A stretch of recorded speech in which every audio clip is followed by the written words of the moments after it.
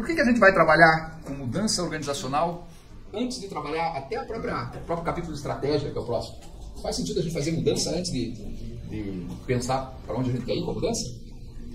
Talvez não, tá? Mas o motivo desse capítulo ter aparecido antes do outro aqui é que, de uma forma geral, a informática, quer dizer, a computação, é utilizada como uma ferramenta para gerar mudança organizacional. Tá? De novo, não quero justificar muito essa inversão de capítulos, porque inclusive uma das coisas que eu penso em algum dia, se esse livro voltar a ser um livro físico, eu vou inverter de novo. Tá? Porque eu acho que é sempre mais importante a gente primeiro definir para onde a gente quer ir e depois definir como é que a gente vai, né, o que a gente vai fazer para chegar lá. Tá?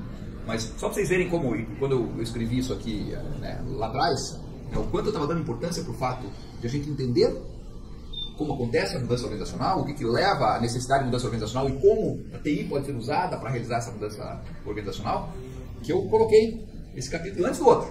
Né? Eu estava dizendo assim, vamos nos preparar que, de fato, a TI vai ser usada para fazer mudança. Então vamos entender como é que a gente faz mudança de um jeito bem feito.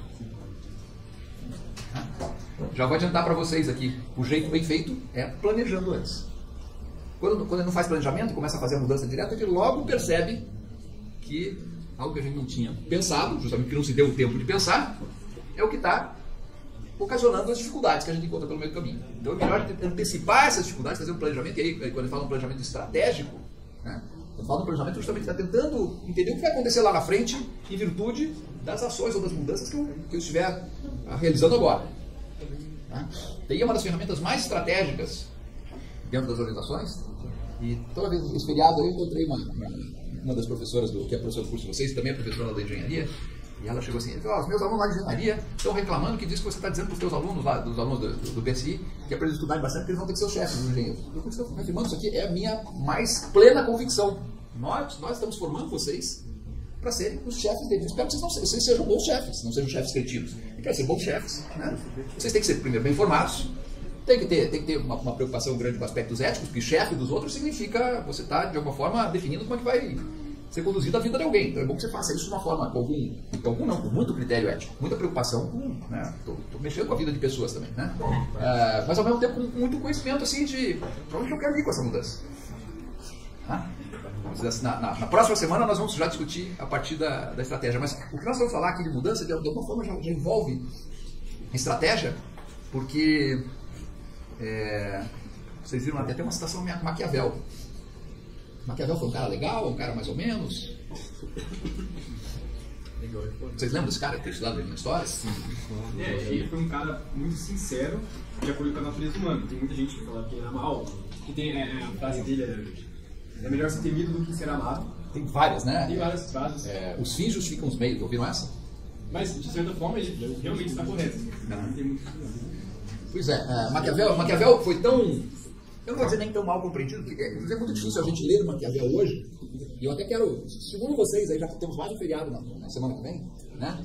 Segundo vocês a procurarem o Príncipe de Maquiavel, na internet tem gratuito, versão online, PDF, acho que deve ter até eu um livro curtinho, né? Eu lembro que a última vez que eu li, já deve fazer uns 5, 6 anos, né? Eu estava dizendo, deixa eu reler isso aqui, porque eu li com a idade de vocês, eu falei, deixa eu reler isso aqui para ver se eu não estou romantizando isso de alguma coisa que eu li quando era pós-adolescente, né? E de fato, essa leitura mais, digamos assim, mais madura, me fez ter um olhar diferente de Maquiavel também, por causa disso, que em geral, até em português a gente tem que usar a palavra maquiavélico. Quando alguém chamar vocês, eu espero que nunca chamem vocês de maquiavélicos, tá? Mas se alguém chamar vocês de maquiavélico, tenha certeza, não é um cumprimento, não é um insulto, tá? Alguém está dizendo que você está sendo perverso nas suas ações e na sua estratégia. Tá? E algumas dessas frases pensadas lá, eu digo assim, é difícil de analisar hoje, porque mesmo eu tendo refeito essa leitura, uma leitura que eu faço agora, depois eu tenho uma disciplina aqui que eu trabalho no mestrado de administração, que é tecnologia e sociedade, que na verdade essa disciplina me mudou mais quando virei professor dela, já faz bastante tempo, do que como estudante dela. Né? Quando eu eventualmente lá atrás, eu praticamente nunca fiz uma disciplina especificamente como aluno de tecnologia e sociedade. Né? Mas enfim, quando eu estudei, né, a relação de tecnologia e sociedade, sempre foi uma forma assim muito, a forma como a nossa sociedade em geral tende a ver, né, de olhar assim, pô, tecnologia, né, como a gente pode escolher se usa ou não usa, a gente vai escolhendo o que a gente acha bom e que pode levar a gente a uma vida melhor, e a gente deixa de lado aquilo que não faz sentido pra gente. Né? Tem esse tipo de percepção de que a gente tem um controle sobre as tecnologias que a gente está criando e sobre as tecnologias que ele está usando. Tá? Quando eu comecei a estudar para ensinar, eu percebi isso de uma forma muito diferente. Eu acho que a gente tem que ser muito responsável com as tecnologias que a gente cria, porque a gente não tem nem controle de como elas vão ser usadas. Às vezes a gente, como desenvolvedor, pensava, tinha uma ideia de como aquilo ia ser usado, e aquilo acaba sendo usado de uma forma diferente. Talvez o exemplo mais clássico de como isso afetou alguém tenha sido para nós brasileiros, pelo menos Santos Dumont, né? Pelo menos se atribui aí o suicídio dele a esse desgosto eterno que ele tinha de perceber que a invenção dele, que ele tinha inventado para aproximar as pessoas, para tornar, enfim, o transporte mais rápido. Mas eu não sei qual foi o objetivo dele, aquele criar o avião, ou será simplesmente para conseguir ver o mundo lá de cima, né? Mas que aquele invento dele tinha sido usado para fins muito diferentes do que ele tinha previsto. Então a gente não tem controle sobre a forma como as tecnologias que ele desenvolve vão ser usadas. E a gente também não tem controle, no fim das contas, da minha percepção hoje, nem sequer sobre a forma como a gente vai usar as tecnologias que estão à nossa disposição. E eu percebo isso de uma forma clara, eu já comentei com vocês aí, que eu vejo, por exemplo, a forma como nós usamos o telefone celular hoje. Eu tenho que usar para tudo menos como o telefone celular. Aliás, eu diria, ele se usa da gente para tudo, menos para permitir que a gente converse com alguém, e converse de uma forma mais direta, rápida e eficiente, que é, eu falo, alguém escuta, me responde, em tempo real, né? Seria o diálogo, né? O diálogo acontecia no telefone antigamente. Hoje não tem diálogo mais, né? Hoje a gente tem troca de mensagens assíncronas, e pior, às vezes tem troca de mensagens síncronas, está um do lado digitando mensagem, outro digitando mensagem do outro lado, e gastando muito mais tempo para tentar estabelecer algum nível de comunicação do que a gente teria se simplesmente, né, falasse no telefone como antigamente. Então, note que a gente está usando a tecnologia de uma forma diferente, ou ela está se impondo a nós de uma forma distinta do que funcionava no passado. Então, hoje eu vejo que a gente tem que ter muito mais responsabilidade ainda com relação aos projetos de mudança que envolvam tecnologias, porque tecnologias de fato mudam organizações, tecnologias mudam formas de fazer as coisas, tecnologias mudam as coisas que a gente faz. E agora, talvez o mais radical de tudo é tecnologias mudam o que a gente é e a forma como a gente age. Porque tecnologias mudam cultura, mudam sociedade, né? Portanto, a questão aqui de discutir a mudança, e não é só o realizar a mudança, mas é o planejar a mudança, é pensar a mudança, é avaliar quais são os objetivos daquela mudança, os fins, né? E aí pensar nos meios, né? Os fins justificam os meios é uma frase que hoje é interpretada assim como, às vezes até como de fato maquiavélica, né? Os fins justificam os meios, dá a impressão assim, não, se você tem um objetivo lá, você sai atropelando o mundo para conseguir aquele teu objetivo. Mas, de novo, eu quero acreditar, eu também não sou um grande pesquisador de Maquiavel, eu li O Príncipe 2 vezes, né? E nunca li muito o que filósofos falavam dele, da forma como ele foi interpretado pelo mundo. Seguramente nós temos o entendimento de que, quando ele pensa em os fins justificam os meios, ele pensa assim, fins maquiavélicos, né? Em outras palavras, se eu tenho meu propósito lá, eu posso usar um rolo compressor passando por cima de tudo e de todos para conseguir atingir aquele meu fim. Tá? Eu diria assim, eu queria pensar que talvez a ideia do próprio Maquiavel não fosse essa. Fosse primeiro, se os fins justificam os meios, primeiro tenha muito claro para você quais são os teus fins. Até depois escolher que meios você vai usar. Porque, como eu já disse aqui numa aula anterior, nós somos tão deslumbrados com os nossos meios que a gente até esquece de pensar quais são os nossos fins. Né? Onde é que a gente quer ir? A gente simplesmente sai fazendo. Né? Então, por isso eu acho que esse ponto, esse capítulo é particularmente importante. Ainda assim, a forma como ele foi construído, uma parte desse capítulo, de novo eu escrevi em 2000, segunda edição em 2003, foram as duas mudanças mais radicais. Naquele tempo eu ainda estava pensando muito na mudança de uma forma muito pragmática. Assim, tá? Eu tenho um problema, eu quero resolver esse problema. Como é que eu uso a tecnologia da informação para resolver esse meu problema? Era os fins justificam os meios, mas ainda assim fins muito menos filosóficos do que esse que eu estou dizendo para vocês hoje. Olha, hoje quando a gente pensa muito na ferramenta, no jeito de fazer as coisas, a gente esquece que os nossos próprios fins vão ser deturpados. Porque nós vamos, ao longo do processo, né, de desenvolver nossos meios, a gente vai querer coisas diferentes lá como fins. Né? Então, acho que hoje eu talvez escrevesse uma parte disso aqui para gente diferente. Alguns dos autores que aparecem nesse capítulo são autores que propõem ainda uma forma de realizar uma mudança em que o planejador, em outras palavras, nós, sabe, aqueles que vão ser lá os diretores e gerentes lá dos engenheiros depois, nós, como déspotas esclarecidos, temos os nossos fins encontramos objetivos que a gente considera importantes, e aí a gente usa os recursos que estão à nossa disposição, outros seres humanos, as tecnologias que a gente tem, enfim, o dinheiro, os recursos financeiros que a gente tem e tudo mais, a gente planeja de que forma eu uso todos os meus recursos para conseguir atingir aquele meu fim. Então eu imagino que talvez esse capítulo tenha dado para vocês uma ideia de que nós somos jogadores de xadrez. E tudo que acontece, né, dentro do ambiente organizacional que a gente está tentando gerenciar por meio da mudança, são pecinhas que a gente está mexendo, né? A visão de alguns desses autores que eu incluo aqui na discussão desse capítulo vão mais ou menos nesse sentido.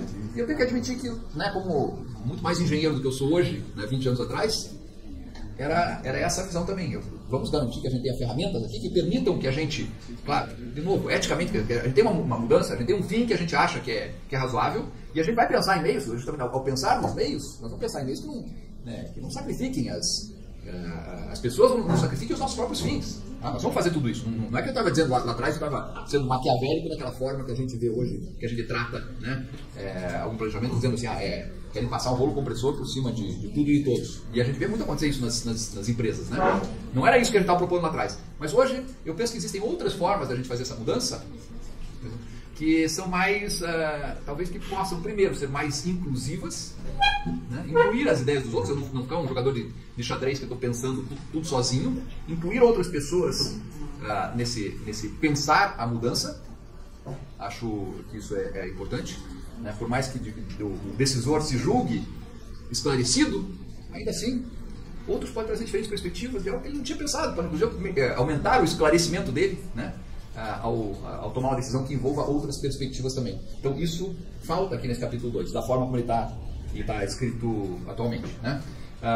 E uma outra coisa que falta é justamente o fato de que hoje, como nós estamos todos muito mais conectados, os funcionários estão mais conectados, e estão conectados também com fornecedores, com clientes, né? A gente pode envolver, né, uma gama muito maior de pessoas para pensar a mudança e para ajudar, inclusive, a realizar a mudança do que no passado, mas essas pessoas vão se engajar se elas se sentirem também representadas por aquela mudança, tá? Esse capítulo fala muito de resistência à mudança, né?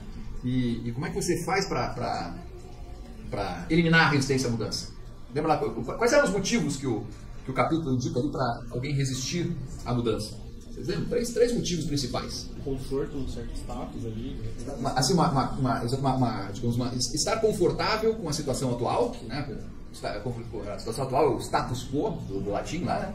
Esse aqui é um deles. Deixa eu já aproveitar aqui para minha listinha lá de pontinhos aqui. Você é o Arthur. Tem dois Arthur, né? Sim, com um K. Arthur K, sim, desculpa aqui. Beleza. O que mais? Que outro motivo para resistir? Você não saber se você vai conseguir atingir a mudança. Você não saber se você tem a capacidade de atingir aquela mudança. Vou dar um exemplo para vocês. Se esse prédio estivesse pegando fogo e alguém me dissesse, Alexandre, tá fácil aqui pra gente, para ali não dá para sair mais, tá tudo pegando fogo. É só você chegar aqui, fazer assim uma flexão de braço, não, uma barra aqui, ali naquele concreto. Você faz assim, empurra para baixo, sobe teu corpo, né, para cima do bico, daí você se joga na laje de cima. Eu provavelmente vou dizer assim, olha, na minha atual condição, né, lá atrás eu podia fazer isso aí, agora na atual condição, acho que eu vou deitar aqui no chão e morrer queimadinho, né, que eu não me vejo conseguindo fazer isso. Né? Então, quando você, de fato, expõe as pessoas, você planejou uma mudança, mas você não deu às pessoas a percepção, não fez com que elas conseguissem se sentir capazes de realizar aquela mudança, elas vão resistir. Ou elas podem resistir, ou elas podem hesitar. Às vezes não é nem resistir, tá? Resistir dá a impressão que ela vai sabotar, né? Não, ela pode hesitar ou deixar de se entusiasmar com a mudança sempre que ela não se vê capaz de fazer aquilo. Tá?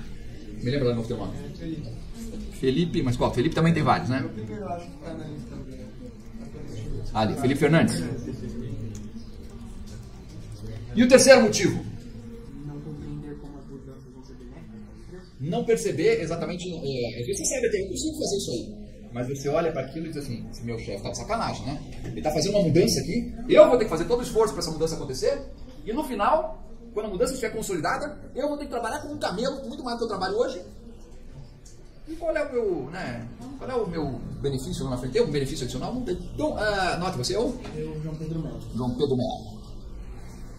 Notem que. Dois L's? Notem que é difícil eu convencer alguém, né, a se entusiasmar com uma mudança se a pessoa percebe que aquela mudança vai ser pior para ela. E será que isso acontece em empresas? Do chefe pensar uma mudança que vai tornar as coisas piores para os funcionários? Tem chance do funcionário pensar que ele vai ser substituído, talvez. Muitas vezes tem isso, né? Se a gente está pensando em projetos de informatização, de automatização de tarefas, a primeira coisa que vai perceber, caramba, eu estou aqui fazendo um esforço para garantir que o meu chefe possa me demitir na sequência. Né? Então, notem como é complexa a situação. E muitas vezes, os gerentes adoram dizer que eu não consigo entender esses meus funcionários aqui, porque eles parecem que eles são tão avessos à mudança, parece que eles não como é que é? Tem um termo que a gente usa para isso, eles são agora me fugiu, mas assim, é mais ou menos assim, criticando as pessoas por não se comprometer, por não vestirem a camisa, tá, para fazer a mudança. Assim, tem um tempo para isso, agora me escapou, daqui a pouco talvez eu lembre. Mas enfim, o gerente está lá inconformado porque os funcionários deles não querem fazer uma mudança que ele planejou como um enxadrista, que só ele sabe exatamente qual é o resultado que ele pretende, que obrigou os funcionários a especular. E daqui a pouco pensando, cara, o que é isso aqui? Né? Será que eu vou perder meu emprego? Né? Tem problemas de comunicação, às vezes tem problemas de comunicação, às vezes vamos dizer, está mal intencionado mesmo. E hoje acontece muito isso, porque o gerente médio dentro da empresa às vezes está fazendo uma coisa que o gerentão não tem coragem, o dono não tem coragem de fazer, ele põe o outro ali para ser o capataz para fazer cretinice mesmo. Né? Por isso que eu digo, vocês vão ser os gerentes, então eles entendam que, né, a nossa função não é como gerente, não é ser cretino, não é ser estar lá para sacanear os outros. Eu acho que tem inclusive situações em que mudanças são necessárias. Tá? Você tem lá, houve uma mudança de cenário, por exemplo, uma nova tecnologia apareceu no mercado que torna a forma como a gente fazia as coisas impossível de competir. Tá? Então nós vamos ter que de fato mudar e talvez a gente tenha que inclusive trabalhar mais para conseguir continuar no mercado, para conseguir ver como nós vamos encontrar uma nova forma de fazer a diferença lá na frente. Tá? Tem isso. Só que mesmo quando as coisas acontecem assim, seria importante para o gestor que está planejando a mudança pensar naqueles 3 motivos para resistência. Assim, cara, eu vou ter que mostrar para o meu funcionário que eu não estou querendo transformar isso aqui, realizar uma mudança para ferrar com a vida dele. Eu estou tentando fazer uma mudança que garanta, né, sobrevida para o negócio, que nos permita pensar de que forma nós conseguimos nos tornar competitivos melhor ali na frente de novo, mas preferencialmente de uma forma que nós estamos todos nesse barco. Tá? Esse chefe que simplesmente diz assim, vou automatizar porque dessa forma eu não preciso mais pagar aquele meu funcionário ali, tá? ele tem uma visão muito curta, porque de fato ele consegue fazer isso. E muitas vezes aquele funcionário que vai ter a sua atividade completamente substituída por uma máquina, por uma tecnologia, nem tem muito que ele possa fazer a respeito. Né? Mas pense nos outros funcionários da empresa. Como é que eles se sentem quando percebem que o gerente está simplesmente tirando, como se fosse uma pecinha de xadrez, tirando alguém do jogo e colocando uma tecnologia no lugar, porque aquela é uma forma, para ele, mais viável economicamente. Como os outros funcionários será que vão se sentir? Ameaçado, né? Vão se sentir também como peça de um jogo de xadrez, né? Que no primeiro momento em que eles fazem se tornar menos interessante para o negócio do que trocar por algum tipo de ferramenta automatizada, eles também vão perder o emprego. Né? Então, esses dias na quarta-feira agora, os nossos alunos de mestrado aqui, a gente tem uma turma que a gente faz junto aqui, nós aqui da UTFPR, com uma universidade lá dos Estados Unidos, e o palestrante lá era um palestrante deles, né? E que tinha sido presidente da Sprint. Sprint era uma dessas empresas de telecomunicações, seria equivalente a uma Vivo aqui no Brasil, uma das maiores dos Estados Unidos. Ele tinha sido presidente disso aí até 2000 e pouquinho. Então já era o senhor deve ter lá uns 75 anos de idade, uns 15, 20 anos mais velho que eu lá, contando como tinha sido a experiência dele como gestor de mudança, alguém que planejava mudanças dentro do ambiente. Ele relatou lá que quando ele já estava lá na Sprint, ele deu até a impressão que tinha coisas que ele às vezes nem sabia exatamente o que estava acontecendo muito tão para baixo. Mas o primeiro ou segundo emprego dele, que ele ainda era um gerente de nível intermediário, né, tinha uma tecnologia lá que foi também de telefonia, que estava sendo substituída, e eles simplesmente era uma empresa que tinha 150 funcionários, ele precisou em um determinado momento demitir 30. Ele falou assim, claro que ele estava preocupado com aqueles 30, mas ele estava preocupado com os outros 120 só. Porque a hora que eu demitisse aqueles 30, os outros 120 iam perceber assim, olha, os próximos somos nós, e já vimos que ele descarta pessoas do mesmo jeito que descarta, né, sucata. Né? Então ele disse assim, olha, a minha preocupação foi, nós gastamos ali alguns meses ainda para fazer essas demissões, e dos 30 nós conseguimos recolocar em outras empresas 25. Ele falou, teve 5 que de fato a gente não conseguiu no fim. Mas pelo menos esse nosso esforço de recolocar aqueles 25 fez perceberem os outros 120 que continuaram na empresa de que nós não estávamos ali simplesmente para descartá-los quando não fossem mais, em algum momento não fossem mais necessários. Tá? E que nós estaríamos lá tentando, de novo, ajudá-los numa eventual transição. Tá? O problema é, de fato, ter que demitir alguém é algo que eu acho que é... Eu nunca demiti ninguém, então não tenho esse, né, não tenho esse experiência, mas tive várias vezes em situações em que uma das opções disponíveis à mesa era essa. Eu, inclusive, passei por uma situação parecida com essa desse norte-americano aí, uma empresa muito menor, né, mas nós tínhamos lá, em algum momento, nós tínhamos um projeto que eu comentei com vocês que a gente fazia automação industrial, tinha acabado um projeto grande, a gente tinha 50 pessoas que estavam alocadas nesse processo, nesse projeto, acabou o projeto, e nós ficamos 6 meses pagando salário para esses 50 funcionários e dizendo para eles assim, olha, vocês sabem que em algum momento vai acabar nossa condição de pagador.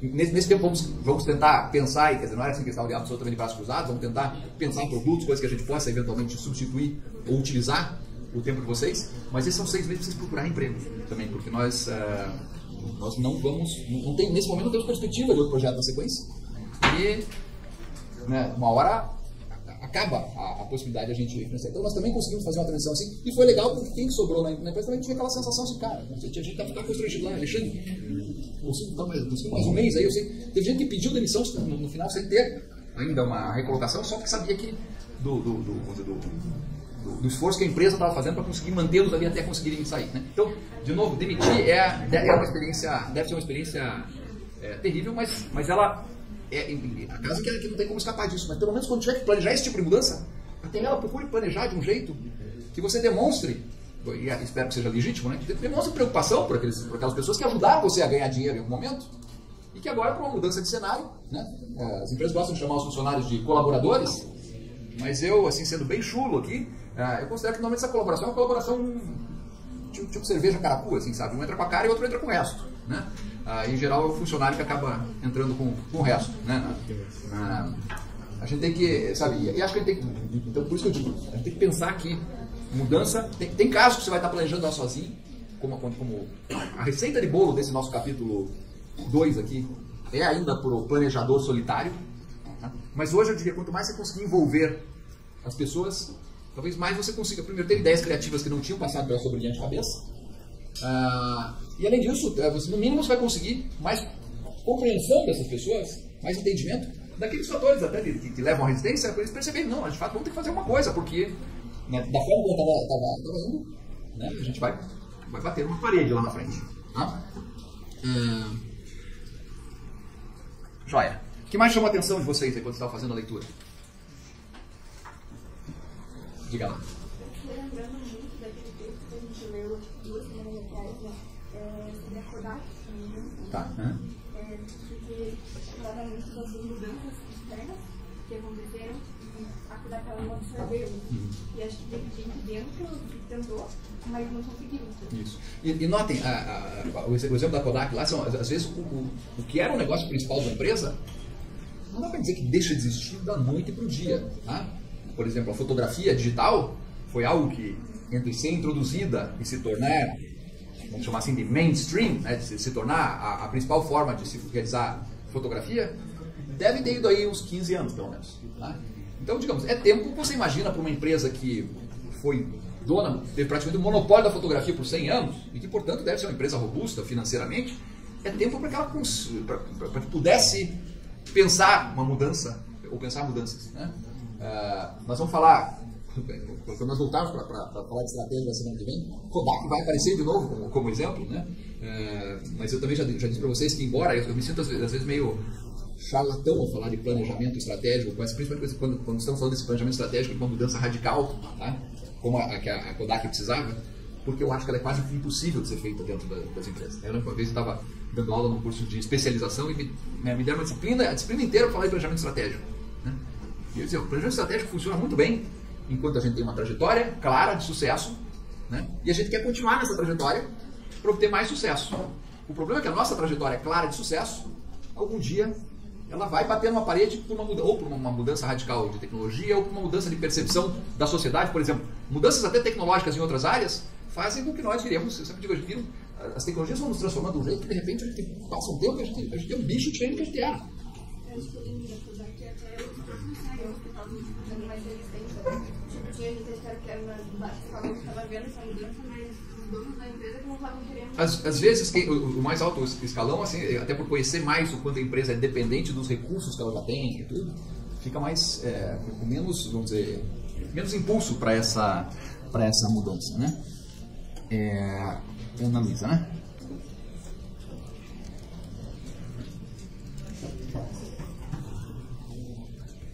Então, entendo que tem muitos casos em que a mudança não vai nem ser sequer ser cogitada por causa daqueles riscos de trajetória que nós discutimos lá no capítulo 1. Tá?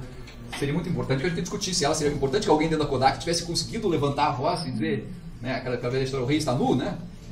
Alguém que está todo mundo vendo o rei nu, mas ninguém fala, né? De repente alguém diz assim, gente, né, temos um problema, seria importante que tivesse acontecido, que acontecesse, né? E aparentemente ninguém conseguiu fazer isso, pelo menos não de uma forma que levasse a empresa a buscar essa mudança mais radical de rumos. O que mais, gente? Eu achei interessante o sistema ali do descongelamento. Descongelar, mover e recongelar? Isso, esse eu achei. Deixa eu achar aqui. Por causa para acostumar os funcionários, né? Na última aula a gente viu que esse era o maior problema para os investimentos em TI não darem retorno. Onde é que está o nosso modelinho aqui? Descongelar, mover, recongelar. Modelo do Levinstein. É um modelinho que, de certa forma, ele está preocupado. Notem que algumas dessas ferramentas aqui parecem tentar atacar aquele problema, aqueles 3 problemas da resistência. Tá? O descongelar, mover e recongelar significa o seguinte: se a pessoa que tem dificuldade de imaginar que ela é capaz de fazer a mudança, que tal se em vez de eu fazer tudo uma vez só, eu não fizer em etapas? Tá? Vamos voltar aqui à minha situação para tentar escapar do incêndio na sala. Aqui, né? De repente o nosso líder, o gerente aqui, diz: Alexandre, tá, você já entendi que você não vai conseguir fazer essa barra ali e subir, mas e se a gente fizer diferente? De repente colocar aqui em cima não sei se em cima daquele telhadinho, mas ali se a gente colocar uma cadeira ali, e você subir em cima da cadeira, daí você já vai começar numa posição diferente. Digo, opa, percebe? Já começou a me dar uma escadinha para eu subir, né? E aqui literalmente é uma escadinha, mas uma escadinha, eu estou dizendo degraus. Mostrar para as pessoas, se você não tem dúvida se você consegue chegar até lá, você consegue chegar, você não consegue dar um pulo nessa altura, você consegue pular nessa altura? Aqui eu consigo. Então tá, então faz isso aqui, que você vai cair em cima de um degrau aqui, depois você dá mais um pulo e você chega lá. Tá? Talvez essa questão de o descongelar, mover e recongelar esteja alinhado com essa ideia de melhoria contínua. Não é bem contínua, né? Degraus, tá? Descongelar, mover e recongelar. Não dá para dizer que é contínuo, mas melhorias ou avanços numa escala que seja suportável para aqueles que estão envolvidos na mudança. E daí quando você chega no próximo patamar, você dá um tempo para as pessoas respirarem, recuperarem o fôlego antes de correr os próximos 100 metros lá, né? Tá? Então esse modelinho ele visa atuar sobre aquela preocupação de eu não sou capaz de realizar a mudança. Não é capaz de realizar isso tudo, mas se um passinho menor isso aqui, se consegue, isso eu consigo. Né? Legal. E aí você é o? Vinícius Bueno. Vinícius Bueno? O que mais, gente? Eu já falei uma vez. Então espera um pouquinho, vamos tentar, deixa eu primeiro tentar ver se a gente consegue encontrar alguém que não tenha falado. Depois, se eles estiverem quietos, eu volto aí. Mas antes eu quero alguém que não tenha falado, porque eu gosto de dar pontinho para mais gente. Vai lá. Eu acho interessante que um modelo maquiavélico que você tinha olhado no vídeo, que é para fazer uma nova, para chegar a um objetivo. Isso. Eu não escrevo o modelo maquiavélico, tá? Porque aí precisa de uma aula inteira para explicar por que o modelo maquiavélico não é maquiavélico. Não é maquiavélico de ruim. Ele é maquiavélico no sentido que Maquiavel era um estrategista. Né? E sendo um estrategista, ele pensava nas consequências, ele pensava onde ele queria chegar e pensava nas consequências dos atos feitos para chegar lá. Então, por isso que a gente trata esse modelo de modelo. Vocês vão notar que ele não está chamado no texto aqui de modelo maquiavélico, mas é basicamente esse modelinho aqui, ó. Essa tabelinha. Nós vamos hoje, a segunda metade da aula, nós vamos fazer uma tabela maquiavélica dessa. Tá? Mas isso aqui merece, então, que a gente gaste um pouquinho mais de tempo nele. Né? Basicamente, notem, o modelo maquiavélico aqui, ele continua considerando que eu sou o decisor, o gestor da mudança esclarecido. Eu chamo aqui de déspota esclarecido, porque às vezes existe isso, né? Existiu lá na história, os déspotas esclarecidos eram alguns reis que Eles tinham um poder absoluto, eles faziam o que eles queriam, mas eles usaram esse poder absoluto deles para melhorar a vida do povo. Não era um governo democrático, valia o que estava na cabeça do rei. Mas naquele momento, ainda bem que valia o que estava na cabeça do rei. O rei sabia, se tivesse perguntar para as pessoas, né, elas não teriam condições de ter pensado em forma de melhorar a sua vida do jeito que o déspota esclarecido tinha conseguido. Então, notem que essa tabela aqui é a tabela do déspota esclarecido, do gestor que tem que pensar a mudança sozinho. E eu acho que não existem situações, embora eu diga que talvez a maior parte dos casos a gente queira já tentar tomar decisões mais, que envolvam mais as pessoas, sejam mais participativas, existe um problema nas decisões participativas. Aliás, existe um sério problema com a democracia. Ela é lenta. Tá? É um problema, quer dizer, digamos que... Aliás, isso talvez até explique um pouquinho, né, o porquê que determinadas sociedades optam, em determinados momentos, por uma ditadura. Você vai dizer, o que é uma ditadura? Perda de liberdades, tal, um monte de... né? O que é isso? Na hora que você precisa de decisões rápidas. Né? E obviamente você achou alguém que você acha que é o salvador da pátria, você acha que é o teu déspota esclarecido. Nos dias de hoje, acho que é muito perigoso isso. Tá? Mas em outros momentos, se for pensar, na realidade, o próprio estabelecer uma liderança, os próprios reinados do passado, de onde é que surgiram os reis? Se você for ver lá o Luís XIV, ele dizia assim, né? Ele era o rei sol, né? Dizer que era digamos, o poder dele era divino, né? Deus tinha atribuído a ele isso. Mas vamos pensar, antes da gente ter o Luís XIV, a gente precisa ter um monte de outros líderzinhos de tribos lá. Quem que era o reizinho, o líder da tribo? Provavelmente, ou era o guerreiro mais corajoso, o mais forte, ou o mais corajoso, ou mais inteligente. Era alguém que os outros diziam, olha, não dá para cada um ficar pensando o que vai fazer, nós precisamos ter alguém para nos liderar aqui, e vai ser você. Quer dizer, é engraçado, mas não se anime muito, tá?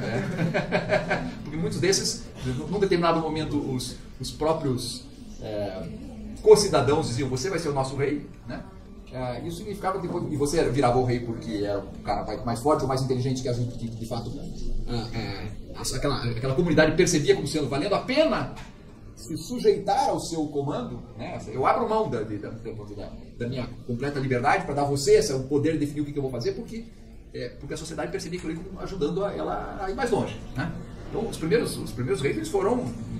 Não foi porque você chegou lá e disse, eu sou filho de Deus, eu sou um indicado direto de Deus, e daí todos nós dissemos, tá bom, então vamos segui-lo, já que você se autodeclara, né, o nosso líder e guru. Né? Não, foi conquistado. Provavelmente os primeiros reis até diziam bem, né?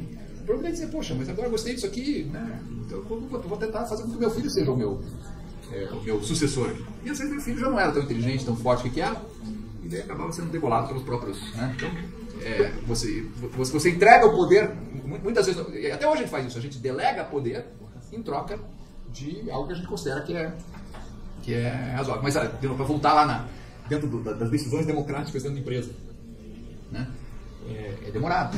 A gente tem várias cidades que tem, principalmente quando nós temos governos mais de esquerda, né? Tem a administração participativa, como chamam. Não é administração participativa, mas é um termo assim que eles usam para... Basicamente, todas as decisões que vão ser tomadas pela prefeitura, vamos dizer, chama-se assembleia, se discute aquilo antes, né? A vantagem disso é incluir as pessoas. A desvantagem tem que ter muita discussão antes de você conseguir fazer qualquer coisa. Tá? Então, vão existir situações em que, de repente, você vai dizer, olha, essa decisão aqui vai ser autocrática, porque eu não tenho tempo de fazer eu acredito que seja muito necessário e o mais correto de se fazer, o mais correto eticamente de se fazer. Porque se você tem alguém que toma decisões sozinho, alguém que tem um poder totalitário, você tem que partir do pressuposto que essa pessoa seja eticamente correta e que ela não penda para nenhum dos lados, que ela não queira favorecer arriscado. Algo mais pessoal, é muito arriscado. É arriscado, sem dúvida nenhuma. É muito arriscado. Tanto que depois que civilizações experimentam democracias, elas só voltam à ditadura quando a democracia tem que estar muito capenga, né, para dizer assim, para que haja gente, porque mesmo, de novo, a ditadura não acontece absolutamente assim porque alguém diz, resolvi ser o seu ditador agora. Né? Uma ditadura precisa de alguma coisa assim, isso tudo. Né?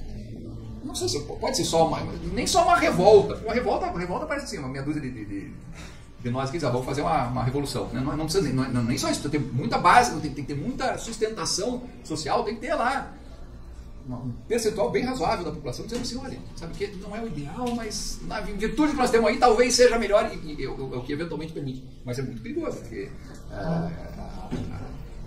a ditadura tem, vamos chamar de um governo autocrático, ele tem esse problema. Ele pode ser muito bom se o autocrata for, né, justo, honesto e tudo mais, mas é muito difícil isso, né? Muito difícil. A gente não tem, praticamente não tem exemplo na história, né? E, de novo, os próprios déspotas esclarecidos foram se for olhar bem, eles talvez nem fossem tão esclarecidos assim. Foi um período em que a Europa cresceu, conseguiu eliminar a pobreza, conseguiu se livrar da peste, né? Então, por isso eles foram conhecidos assim, mas também não tenho dúvidas o quanto eles de fato eram, assim, de fato o esclarecimento deles era justificável. Por outro lado, né, eu acho que a gente também a gente tem que tomar cuidado com o que a gente chama de democracia, né? Porque às vezes o que a gente chama de democracia deixou de ser democracia, a gente não percebe, tá? Mas enfim, vamos voltar aqui Só um ponto aqui em relação às empresas de tecnologia do Vale do Silício em 70, né? Elas queriam evoluir rápido, no caso, né? Porque eles iam perder espaço para as outras empresas. Aí talvez essa questão de ser duro ali nas decisões e tudo mais tenha sido ideal naquele momento. Não, eu vou dizer assim, uma startup, até hoje é assim, né? Startups funcionam de uma forma, é a cabeça do líder, né? Note que ainda assim, é a cabeça do líder, mas você vai dizer assim, está pensando completamente sozinho? Não, porque ele precisa de financiamento. Então ele primeiro tem que ser um líder, inclusive, com uma competência de convencer outros a segui-lo, né? A dar dinheiro. Dar dinheiro para eles, é uma forma de seguir, ó. Eu vou deixar, você faz. Eu acredito que o que você está fazendo está funcionando bem, eu só ponho dinheiro para fazer isso aí funcionar, tá? Então, de certa forma, eu aceitei esse seu modelo. E modelos, eu diria assim, modelos organizacionais, eles tendem a ser, se for notar, eles todos tendem a ser, no mínimo, hierárquicos. Tá? Você vai dizer lá, poxa, a Google não era hierárquica quando ela começou, quando era uma startup, de fato. Ainda assim, tem um dono todo poderoso, tá? Que é aquele que é todo poderoso, que é o cara que é bom de lábia para convencer o investidor a botar dinheiro na empresa, que é bom de lábia para convencer aquela meia dúzia de funcionários dele que já aderiram desde o primeiro momento, mas você vai trabalhar de graça por mim por 2 anos ou por um salário que, né, eu vivi isso aí muito lá no Vale do Silício, né? Assim, de ver, eu conhecia uns colombianos, por exemplo, que criaram um robozinho, que era um robozinho que fazia entregas. Dentro da universidade, lá dentro de Berkeley, eles tinham esses robozinhos. A própria universidade usava assim, tem que levar um documento de um prédio até o outro, põe no robozinho. E era o colombiano lá e o povo dele fazia. Ele tinha lá 9 colegas que moravam num apartamentozinho, que devia ser metade do tamanho dessa sala aqui. Eles punham de noite, eles punham um monte de colchão no chão, dormia tudo lá. E eram os caras que tinham desenvolvido aquele negócio. Eles estavam lá ralando, a empresa já tinha 4, 5 anos. Já tinham conseguido, mas assim, eles tinham lá, já conseguido lá 8, 10 milhões de dólares, só que tudo que eles tinham gastado em e eles moravam ali, sabe, cada um ganhava um salário de uniforme para conseguir comer e dormir no tatame lá, enquanto eles estavam desenvolvendo aquilo. Para ser bem sincero, não sei se era o Kiwi, até se alguém procurar o robô Kiwi, aí ver qual foi o destino dele, faz alguns anos que eu não ouço falar, aparentemente não foi, porque startup é aquele negócio, ela sai do zero e ela quer crescer rápido. Até porque se ela não crescer rápido, alguma outra empresa vai desenvolver um produto equivalente ao dela, que vai crescer mais rápido que o dela, e daí o dela fica para trás. Então, esse é o modelo. Modelos de crescimento rápido precisam de liderança forte, tomando decisões de uma forma mais autocrática. Quando a gente tem uma situação já em que uma empresa estabelecida, que ela tem um mercado bem consolidado, que não tem grandes mudanças de um ano para o ano seguinte, ela pode se tornando inclusive muito mais democrática, porque as mudanças que ela precisa fazer são mudanças menores. Mas nota que ao mesmo tempo também ela pode se tornando mais democrática, porque os ajustes vão sendo menores, as mudanças são menores, ela também vai ficando cada vez mais escrava do seu destino. Aquilo que deu certo é o que uma burocracia vai fazer. A burocracia existe para fazer com que as coisas continuem funcionando do jeito que elas funcionam. Tá? Eu sempre digo aqui para vocês, têm muito mais condições de serem, de novo, gestores de startups, como profissionais aqui da área de computação, e tendo alguma formação assim de negócios que permita vocês pensarem um pouco sobre isso, do que quem faz um curso de administração. O curso de administração é um curso que foi concebido para formar gente para administrar o que já existe. Ele é um administrador, ele não é um empreendedor. Tá? Não é um curso de empreendedorismo. Tá? É um curso de administrador. Quem que precisa de administrador? Se eu sou um milionário, né, bilionário, né? Milionário é pouco agora, porque a inflação comeu a graça de ser milionário. Se eu sou um bilionário, né? Eu preciso de gente para me ajudar a administrar o meu dinheiro. Porque eu não tenho necessariamente a questão de ganhar mais, eu só não quero perder o que eu tenho. Tá? Ou melhor, eu até tenho, eu quero ganhar mais, mas eu quero ganhar mais de forma com baixo nível de risco. O empreendedor do Vale do Silício é risco total. Tá? Ele vai ficar lá 5, 10 anos dormindo num tatame, num cubículo lá, junto com mais 8 marmanjos lá, porque ele tem um sonho que se aquilo ali der certo, ele vira o próximo Bill Gates. Mas é um sonho, pode acontecer com ele, ele sabe que vai acontecer com alguém, ele não sabe se vai acontecer com ele. Tá? E se for notar, a maior parte deles passou exatamente por isso. Tá? Às vezes a história pode depois ser, quando chega no cinema, já parece um pouco mais gloriosa do que isso. Pô, não, o cara já conseguiu tantos milhões lá no primeiro, assim, mas aqueles milhões não era no bolso dele, era para o negócio, para comprar mais equipamento, para desenvolver tecnologia, e eles estavam lá ainda trabalhando meio que de graça. Né? E sendo diluídos no negócio. Né? É por isso que depois de um tempo você vai ver lá o cara que começou a empresa nem é o principal acionista. Você diz, como que pode isso? Ele começou, ele fez tudo. Sim, mas ele começou e ele foi se hipotecando, né? Ele foi vendendo a alma dele em cada nova série que eles chamam lá de séries de arrecadação de recursos. Ele tem que vender uma participação maior do negócio dele. É por isso que inclusive tem vários desses empreendedores, são empreendedores, a gente chama de empreendedor serial. Porque a hora que ele termina de desenvolver a empresa até tem uma empresa lá que vai para o mercado, tá funcionando bem, está gerando lucro lá para os acionistas, mas ele, que começou sendo dono de 100% do negócio, de repente agora está com 10, 15, 20%. Ele diz assim, não, então eu vou agora virar um acionista, eu fico com 20% dessa empresa aí, caso ela continue expandindo, ou para ter alguns, né, para garantir a minha subsistência, mas eu vou começar um novo sonho lá. Né? Então tem vários deles que funcionam dessa forma. Mas vamos pensar aqui no nosso modelinho maquiavélico.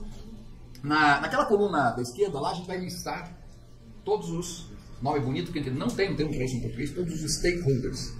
Os stakeholders são todos aqueles que são afetados pela nossa mudança, nosso projeto de mudança. Né? Se eu escrevesse ali todos os afetados, né, já começa alguém a fazer um...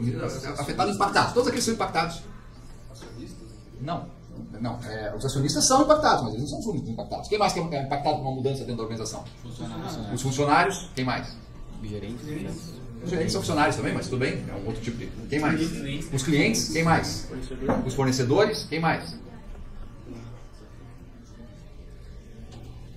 A própria sociedade. Às vezes a sociedade pode não ser cliente, mas aquela empresa está ali dentro faz barulho para quem mora em volta. Vai ter que ver quem que é afetado pela mudança que eu estou funcionando. Né? Aí eu vou ter que ver lá também qual é... bom, primeiro...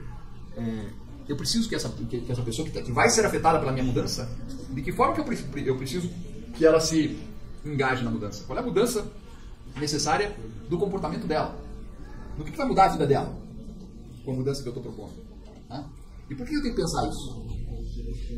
Se nem mudar nada, eu diria, talvez nem precise estar na nossa lista de stakeholders aqui, porque se não vai mudar nada, a mudança é indiferente para essa pessoa, para esse grupo, eu não preciso me preocupar com ela.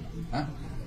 Mas é difícil uma mudança que não mude nada para quem quer que seja. Sempre existe. Então, e como é um planejamento maquiavélico, planeja antes, é tudo para avaliar se você vai querer fazer isso depois. Tá? Porque às vezes vai dizer assim, tem muito plano maquiavélico feito com essa tabelinha aqui, que vai ser para o planejador que planejou tudo sozinho, montou a tabela sozinho, de repente ele diz, caramba, eu estou vendo que tem tanto impacto em tanta gente, tem tanta gente que eu vou ter que convencer que isso aqui é legal, que é bom, que sinceramente eu não sei se eu tenho energia, né? Ou pior, nem eu sei mais se isso aqui é tão bom assim. E pra mim parecia ótimo que ia melhorar a minha vida, mas agora que eu vi que afeta a vida de tanta gente aqui embaixo de forma diferente, tá? Talvez melhor eu esquecer nem falar pra ninguém a respeito disso. A gente vê muitas vezes aí, tanto empresários como políticos, propondo mudanças, para 2 dias depois já tem que estar lá falando, veja bem, né? E tendo que mudar já, porque simplesmente não planejou, não fez esse plano maquiavélico aqui, e aí não percebeu o quanto aquilo ia afetar, e daí quando ele anuncia a mudança, e daí logo em seguida as pessoas começam a dizer, mas não vai acontecer isso aqui? Putz, eu não tinha pensado nisso, nem aquilo ali, não tinha pensado. E aí, muitas vezes tem que retirar o plano depois, é pior, né? É melhor você nem anunciar uma coisa que depois você vai ter que voltar atrás. Tá? Essa tabelinha aqui é tão importante que, não só para empresários, para políticos também. Aliás, o Maquiavel estava sugerindo, no Príncipe, ele estava falando justamente com os políticos, com os reizinhos da época, tentando orientá-los como é que eles se... O livro, o Príncipe, foi encomendado por um Dário de Florença. Foi encomendado por um príncipe, por um reizinho lá, que queria entender como é que eu quero continuar poderoso, eu quero ficar mais poderoso, o que eu tenho que fazer para manter ou expandir a minha influência, né?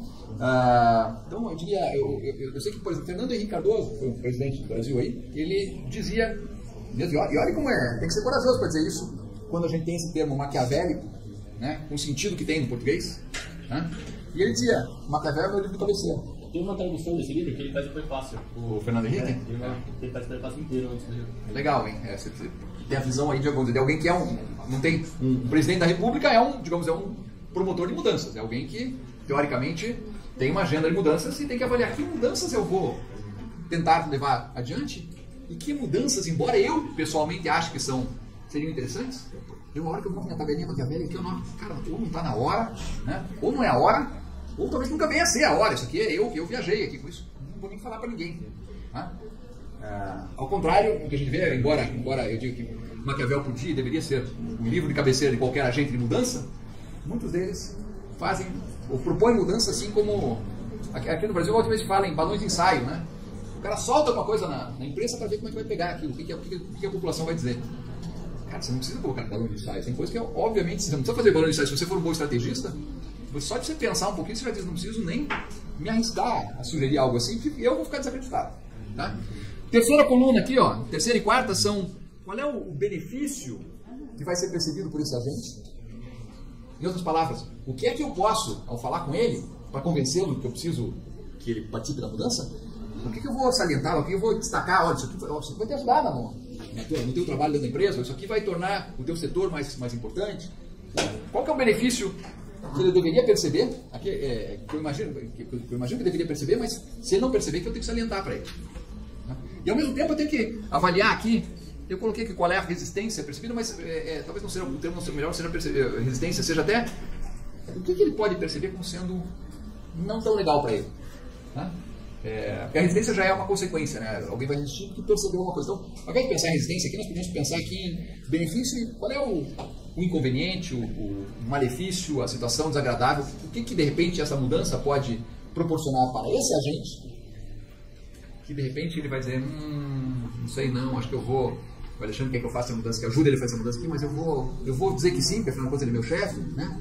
Mas eu vou fazer um pouco mole, meio sem que ele perceba, eu vou tentar enrolar o que eu puder, porque de repente ele muda de ideia, ou de repente alguém lá na frente diz para ele que isso não vai dar certo, percebe? Isso pode acontecer porque eu percebi que tem alguma coisa ali que não me agrada. Então, cabe ao estrategista aqui, né, pensar o que será que para esse stakeholder que eu listei aqui na primeira linha, o que ele vai perceber como sendo algo que é ruim para ele. Depois eu ainda posso fazer uma análise de nível e capacidade de comprometimento de cada um dos agentes que estiverem listados aqui. Cada um dos agentes está numa linha diferente, vou ter várias linhas nessa minha tabela, né? Eu posso fazer uma avaliação da capacidade de comprometimento com a mudança, da disponibilidade da pessoa para ajudar na mudança, do nível de atuação que eu espero dela nessa mudança. Né? E notem, tem gente que deixa acontecer, tem gente que ajuda a mudança acontecer, tem gente que faz ela acontecer. Eu tenho que pensar em cada um desses stakeholders aqui, esse cara aqui é daquele cara que eu preciso deixar acontecer, se eu convencê-lo de que a mudança tá ok para ele não me atrapalha, pelo menos. Tem gente que se não me atrapalhar, já tá bom. Tem outros que eu posso dizer assim, olha, tem aquele cara lá do setor lá que é o cara que organiza todos os campeonatos de ping-pong da empresa, ele é um cara super popular, embora na hierarquia da empresa ali ele seja só enfim, ele não é alguém que é muito importante, ele é um cara que influencia outras pessoas. Então, seria bom se esse cara se apaixonasse pela minha ideia, né? Aí eu vou olhar lá, qual que é o benefício que esse cara pode perceber, qual é o resistente dele, para eu tentar negociar com ele, e mostrar para ele o benefício, percebe? E notem, quando eu estou pensando nos stakeholders, eu estou pensando nesses stakeholders, eu tenho que pensar em nível hierárquico dessas pessoas ou desses departamentos dentro da organização, porque, de novo, alguns deles podem deixar acontecer, podem ajudar a acontecer, podem fazer acontecer. Mas eu tenho que pensar também em relações de poder que acontecem fora do organograma da empresa. Tá? Às vezes tem aquele cara que ele é sobrinho do dono. Né? Você vai olhar lá, ele é um gerente secundário lá, mas você sabe que embora ele seja um gerente secundário, que o tio lá está querendo mostrar para ele como é que funciona a empresa, para algum dia ele ser o presidente da empresa, você sabe que ele é um cara que tem acesso direto. Percebam, tem relações formais, o organograma da empresa, e tem também relações informais que merecem ser maquiavelicamente no bom sentido, tá? De novo, quando eu digo aqui maquiavelicamente, você tem que pensar, puxa, se eu tenho uma mudança que é importante, e se eu conseguir o apoio dessa pessoa, desse grupo aqui, isso vai me ajudar a conseguir essa mudança, eu tenho que me planejar para isso. Percebem? E por fim, tem uma última coluna aqui, que é uma coluna de ações recomendadas. Para quem que são essas ações aí? Para vocês entenderem o texto. Para convencer os stakeholders. Mas quem que vai executar essas ações? O maquiavélico que está montando a tabela. O maquiavélico que está montando a tabela. O planejador, o agente da mudança, é que é responsável por essas ações aqui. Guarda isso aí, nós vamos fazer esse exercício aqui logo depois do intervalo, e eu tenho certeza que vai ter gente aqui que vai começar a colocar nas ações aqui, ações que eles acham que esses stakeholders têm que fazer. Não é isso. É o que eu preciso fazer, eu, agente da mudança, que quero garantir que essa mudança vai acontecer, o que eu preciso fazer para que esse cara aqui ou me ajude, ou faça acontecer, ou deixe acontecer, ou pelo menos não me atrapalhe. O que eu preciso fazer como agente da mudança? Tudo que estiver aqui, ó, nessa coluna, na última coluna aqui, é trabalho para mim como agente da mudança.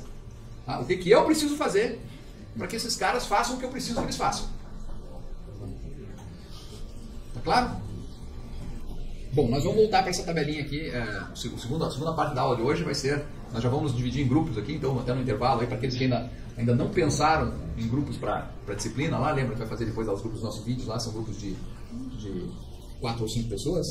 Então vocês já se organizem aí em grupos de 4 ou 5, e inclusive voltem depois do intervalo, já voltem, se os grupos de vocês não forem necessariamente as pessoas que estão sentadas do lado de vocês agora, já tentem sentar junto com quem vai trabalhar na tabela maquiavélica junto com vocês. Tá? Vai ser o primeiro trabalhinho, esse é o trabalhinho de sala aqui mesmo, mas vai ser o primeiro trabalho já para vocês tentarem definir a equipe de vocês. Mas isso nós vamos fazer depois do intervalo. Antes de sair ainda, o que mais chamou a atenção de vocês no capítulo? Eu marquei todo mundo aqui, quem tinha falado da tabela maquiavélica? Eu. Você tinha falado alguma coisa, mas eu cheguei a anotar teu nome? Vamos ver lá. Não, antes acho que você com certeza. Como que é teu nome mesmo?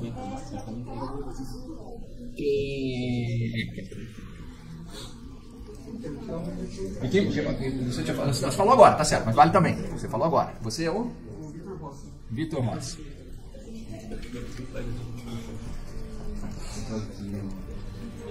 Joia. O que mais, gente? Vocês viram aí nesse capítulo que vocês dizem que nunca tinha pensado nisso, ou já tinha pensado nisso, mas agora vi de uma forma mais formalizada, ou enfim. Então, gente, preciso dar pontinho para mais alguém aqui, senão eu fico achando que eu distribuí pouca bondade. Diga lá. Eu achei, eu falei sobre a parte da tecnologia mesmo, e eu achei interessante como ele fala sobre a educação, né, no âmbito da TI e tal, que a educação é muito essencial, mas ela tem que ser diferente, né, para TI. Ela fala aqui de realmente produtividade. Só me diga, aonde que está isso aí? No capítulo? No capítulo 2? Ah, então me lembra lá que eu não. Me explica melhor aí.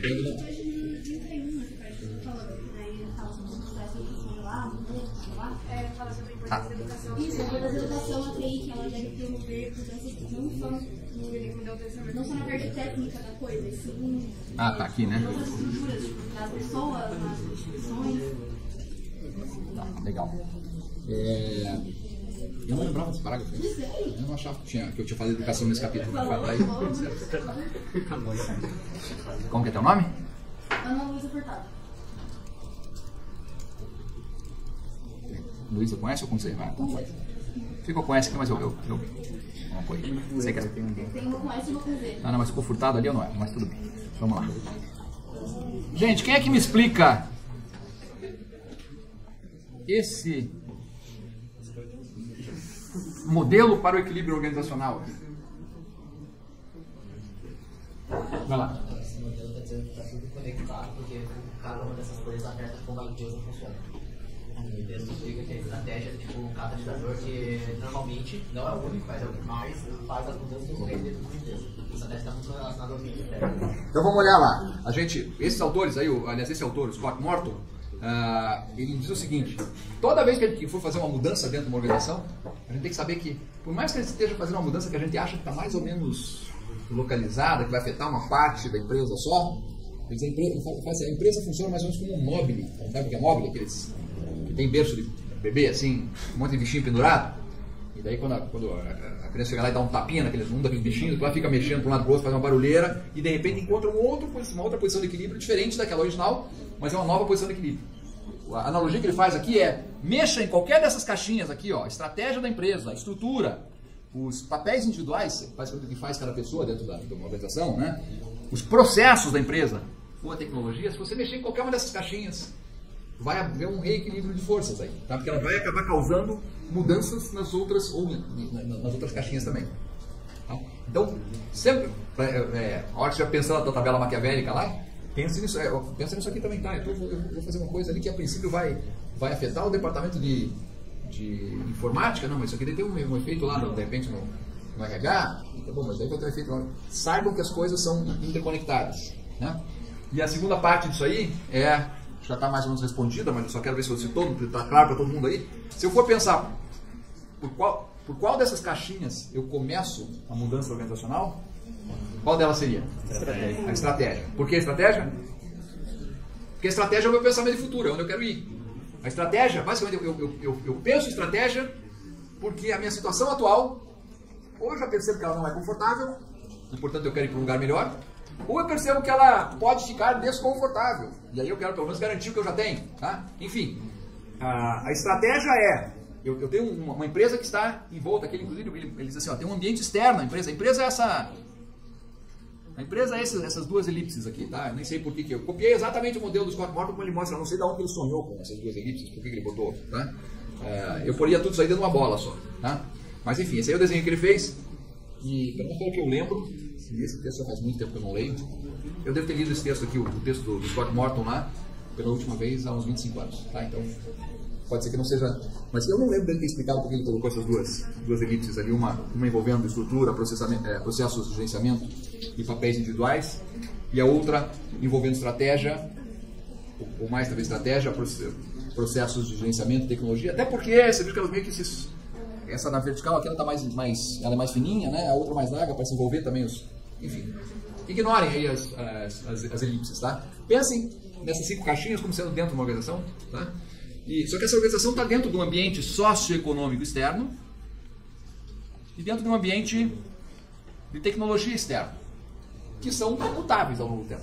Ainda mais num mundo que funciona dentro daquela lógica de mudanças radicais, né? Em que aquela visão gradualista de mundo foi substituída por uma visão... Qual que era a outra? Visão gradualista e visão radicalista de mundo, tá? No mundo que está mudando muito rápido, seja porque tem novas tecnologias disponíveis que permitem fazer coisas diferentes ou fazer a mesma coisa melhor, seja porque houve mudança aqui no ambiente socioeconômico, os clientes já não querem as mesmas coisas, né? Nesse mundo que muda tão rápido de fora, a gente tem que repensar estratégia, né? Aliás, a estratégia tem que ser pensada o tempo todo. Nem é um processo mais simples. Vamos fazer o planejamento estratégico, depois a gente segue com ele por 10 anos, depois faz de novo. Não. Você tem que estar replanejando. Você faz o planejamento e fica avaliando o quanto você tem que mexer naquele planejamento ao longo do tempo. Tá? Mas quando eu mudo uma estratégia, eu acabo tendo impacto nessas outras áreas aqui. Por exemplo, nós somos aí uma empresa que fabrica... O quê? O que nós queremos fabricar? Pneus. Tá? E aí surge uma situação no ambiente socioeconômico externo. Já aconteceu essa situação, já aconteceu aqui no Brasil faz bastante tempo. O governo cria uma lei que exige que toda vez que você for vender um pneu novo, você tem que dar um destino correto a um pneu velho. Essa lei é algo externo à empresa, mas vai mudar a forma como se funciona, né? Porque antes você dizia pro cara fazer o que eu faço com o meu pneu velho, você dizia para ele, vai lá e joga no rio, né? Sei lá, toca fogo, né? Agora, você vai colocar um pneu novo, a empresa que te vendeu o pneu novo, ela vai ter que dar um destino correto para o pneu velho. Ela pode ou pedir o teu pneu velho e ficar com ele, ou ela pode ir lá e pescar um pneu velho no rio, né? Mas ela vai ter que fazer isso. E aí a empresa ela vai dizer, vou ter que mudar minha estratégia porque eu nunca tinha pensado em ter que recolher pneus, né? Isso vai envolver, impacta a empresa, né? Vou ter que ter um espaço para colocar esses pneus até a hora que a gente for dar o destino correto, a gente vai ter que avaliar o que é um destino correto, vai ter que ver se o que a gente acha que é um destino correto a legislação permite, vai ter que avaliar os impactos, os custos envolvidos. Perceba, tem toda uma questão estratégica. Aí eu faço um plano estratégico lá para como eu vou fazer isso aí, e ele começa a envolver, puxa, mas vai mexer já na nossa estrutura, porque eu vou precisar de mais espaço. Vai mexer com os papéis individuais, porque agora vai ter que ter alguém lá que é o fiscal de... Né, o fiscal para garantir que ninguém sai da loja com um pneu novo sem trazer um pneu velho. Né? Vai mexer nos meus processos, porque eu vou ter que incluir lá no meu sistema, mas também tem uma forma de verificar se isso aí está acontecendo. Eu vou ter que mudar aqui o meu sistema de informação para garantir as amarras necessárias no sistema para que isso aconteça. Enfim, por exemplo, aqui não foi muito bom, mas é que eu não sou muito criativo para a empresa de pneu. Né? De qualquer forma, vocês entendem. Acontece uma coisa fora da empresa que acaba tendo impacto na empresa, esse impacto vai vir via estratégia. Nunca deveria vir por outro caminho. Né? Embora, volta e meia chega um aluno que diz, pô, professor, mas lá na empresa onde eu faço estágio, né? Chegou um gerente novo lá e ele está mudando tudo da cabeça dele. Né? E ele está mudando só para... A impressão que a gente tem que ele está fazendo aquilo lá só para deixar a marca dele. Eu digo, não, ele primeiro não está deixando a marca dele. Esse gerente novo que está lá mudando tudo, ele foi colocado lá por alguém. Tá? Ninguém contrata, sabe? Eu nunca vi nenhum anúncio de jornal assim dizendo contratamos um gerente para mudar tudo que a gente faz. Né? Você pode até contratamos um gerente especialista em mudanças. Aí quando ele chegar, a empresa vai dizer qual é a mudança que ela precisa em função da mudança na estratégia dela. Tá? Então, essa história de que o gerente chegou lá e está colocando a marca pessoal dele, não. O gerente, até porque os gerentes estão lá para... são executores, né? Claro, você pode dizer assim, diretor, se for o diretor que está definindo a estratégia, um novo diretor que está definindo uma nova estratégia e está lá para colocar a marca dele, não. Pode ser até que a marca dele vai acontecer porque ele, como estrategista, consegue perceber o potencial de uma nova direção e consegue influenciar os outros para que os outros também percebam aquilo como sendo um caminho adequado a seguir. Tá? Mas não ele não está fazendo isso porque ele quer deixar a marca dele. Ele está fazendo isso porque é isso que vai levar a empresa a ter um resultado melhor. O que vai deixar a marca dele é se ele conseguir fazer a empresa ter um desempenho melhor. Isso vai permitir para ele aparecer na capa da revista depois, lá, da Exame, né, dizendo, profissional do ano, sei lá o que, porque ele conseguiu um desempenho melhor. Não porque, então, sabe, sempre que parecer que a mudança começou por alguma outra caixinha que não foi estratégia, saibam. Não, talvez isso não tenha ficado claro para você qual é a estratégia. Mas a estratégia aconteceu antes. Tá?